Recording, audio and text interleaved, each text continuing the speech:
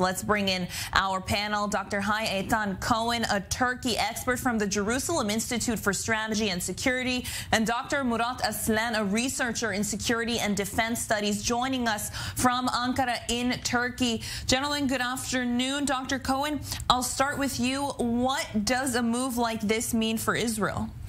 Well, we are seeing that the two countries are opening a new page. I think this is a very positive move. I think this is very much compatible with the spirit of the Abraham Accords. In this 2 or 3 years, we are seeing that Israel is mending her fences with the Arab countries in the Middle East, despite the fact that Turkey is not an Arab country, and it's basically pioneered the other Muslim states in recognizing the state of Israel since 1949. So we are now seeing also Turkey is going after the United Arab Emirates and Bahrain, and we are talking about full ambassadorial level relations. And I think this will be the two countries will benefit from this act. And Dr. Aslan, if we could get your take, since you are the security and defense expert. We know Israel and Turkey have been working together over the last couple of months to thwart Iranian attempts on Israeli citizens on Turkish soil. So did this type of cooperation help lead to this political decision? For sure, because if the acts on the ground and the words of the politicians are positive in terms of emotions, or if they are supportive just to realize a common agenda, that means you can facilitate easily to interact the governments, interact the states. I think, yes, it promoted to establish a normalized link with Israel. On the other hand, I would like to remind one thing. If you want to have relations of two different countries be normal, there must be open channels of communication. You must have accessibility to the other party in terms of trade, economy, or tourism. And in the meantime, there must be no representation problem like ambassadors. So in this day, what I believe is that these two countries surpassed these difficulties. So in the coming days, right after this normalization, I believe that the channels of communication and accessibility of citizens to each other will promote more and more. And Dr. Cohen, let's go to you now, since you are the Turkey expert. President Erdogan saying that the renewal of this will help our Palestinian brothers. What is Turkey's involvement with the Palestinians, with the Palestinian Authority, and how will they use this new move with Israel to help the Palestinian cause? I would like to give you a concrete example. Recently in the Turkish media, it was reported that the West Bank Palestinians will be able to travel to Turkey via Ramon Airport. This is a very significant move because in the past, the West Bank Palestinians were traveling abroad only via Jordan, and they had many difficulties passing the Jordanian-Israeli border. But now it will be more convenient for them, more comfortable for them, and more profitable for them. So it's a win-win situation, and I think this is a direct consequence of the aviation agreement that Israel was pushing. I would like to remind that the Israeli aviation companies did not fly to Turkey since 2007, and it was all of this situation created a Turkish monopoly in the aviation market. Nowadays, Israeli companies are going back to the Turkish market, and it's a win-win situation because while the Israeli planes will fly to Turkey, at the same time the Palestinians will fly to Turkey as well in a more convenient situation. Also, we should not forget about the politics. For years, Turkey is playing this huge role of being the big brother of the Palestinians.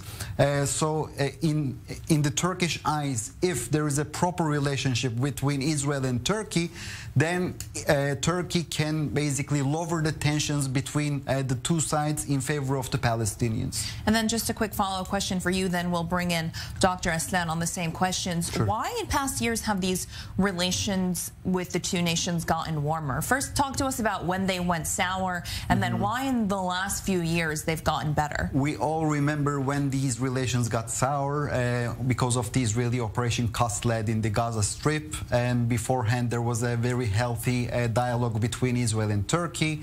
Even Turkey was mediating between Syria and Israel, but later Mr. Erdogan had turned this relationship into a personal humiliation for himself, and that is why he decided to punish the Israeli leadership, starting from Ehud Olmert. And later we happened to see more Israeli operations in the Gaza Strip, and later we happened to see the Gaza flotilla, the Mavi Marmara incident. And as a result, we happen to see a free fall in the deterioration of the relations. And recently, what happened, in my opinion, is the Abraham Accords and the deterioration in the Turkish economy that basically pushed the Turks to mend their fences, not only with Israel, but with the United Arab Emirates, with Saudi Arabia, and they are also trying their best to mend their fences also with Cairo and even with Damascus. So why not with Israel? Because it is, again, very compatible to the spirit of the Abraham Accords. The Turkish economy needs investment, and that investment will most likely will come from the Gulf.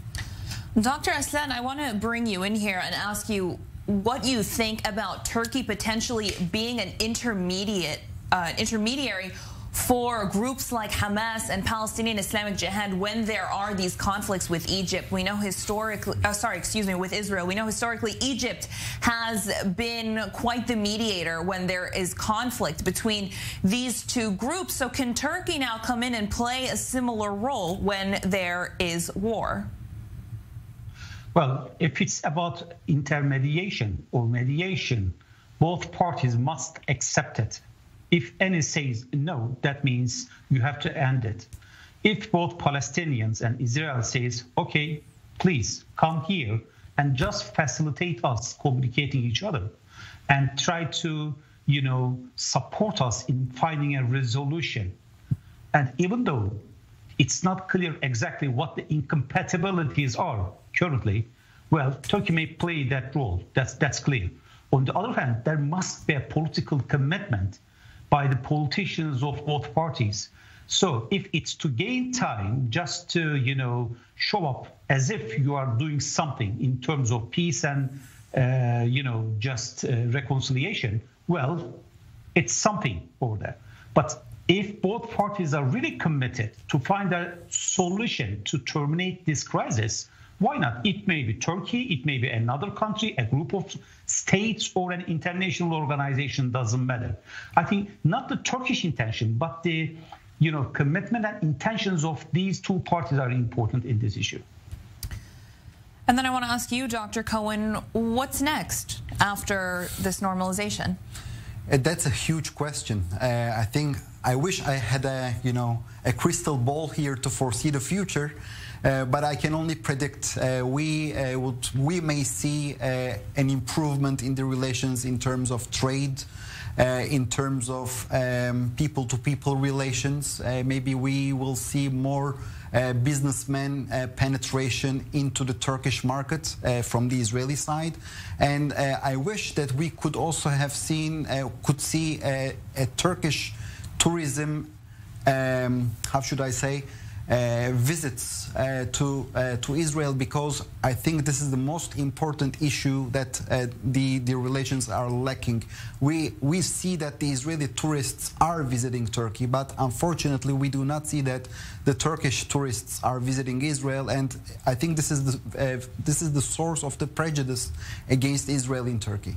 Well, we do know that a lot of Palestinians, a lot of Israelis go to Turkey, yes, because it is so cost efficient to go there. Indeed. On a vacation rather than going to different cities in Israel where the cost is quite high. Mm-hmm. So can we see even more of that? What can we see for the Turkish economy now that these relations are even warmer? Let me tell you, a week ago I was in Turkey, and I also saw many Israelis in the streets, and given the fact that the two intelligence agencies tackled Iran's potential terrorist attacks, I think this security atmosphere will further boost the Israeli tourism into Turkey, which is again a win-win situation also for the Israelis and also for the Turks, because the Turks really need this income for their living, because also the cost of living in Turkey is very high. Maybe for the Israelis is relatively cheap because of the fact that the shekel,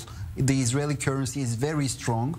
And unfortunately here we are experiencing a severe expensive market. So wherever we go, this is very illogical, but wherever we go, we feel that we are like very rich people. But unfortunately in Israel we do not feel as rich people, but abroad, yes, and especially in Turkey, of course. And Dr. Aslan, I want to ask you a final question. Other than Iran, what are some similar threats that both Israel and Turkey face that they can work on together? We've seen Israel cooperate with other regional allies that they haven't necessarily had ties with, like some Gulf countries, including Saudi Arabia. So what can we see security-wise from these two nations, not just with their battle against Iran? Well, security is something that's open to many different interpretations. Now, we are talking about military or hard security, though. There are some titles like soft security concerns, immigration, maybe environmental issues, etc. So in this case, Turkey and Israel does have a potential to cooperate in many different regional security concerns or issues, including or both hard and soft types. For instance, we are just at the east of Mediterranean Sea and sharing the same sea land. That means we have to cooperate, for instance, just to praise the environmental protection. There are some countries in the region, and we know that they have problems, and Turkey and Israel may build a joint action plan, joint program on how to engage with them.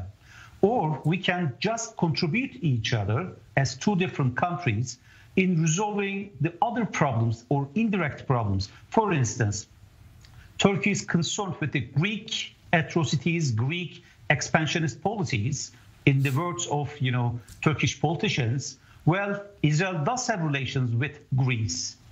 That means if such sort of joint acts and words are somehow realized, why not? We can proceed more easier. Dr. Eytan Cohen and Dr. Murat Aslan joining me this afternoon on the breaking news: Turkey and Israel completing the normalization of relations between the two nations.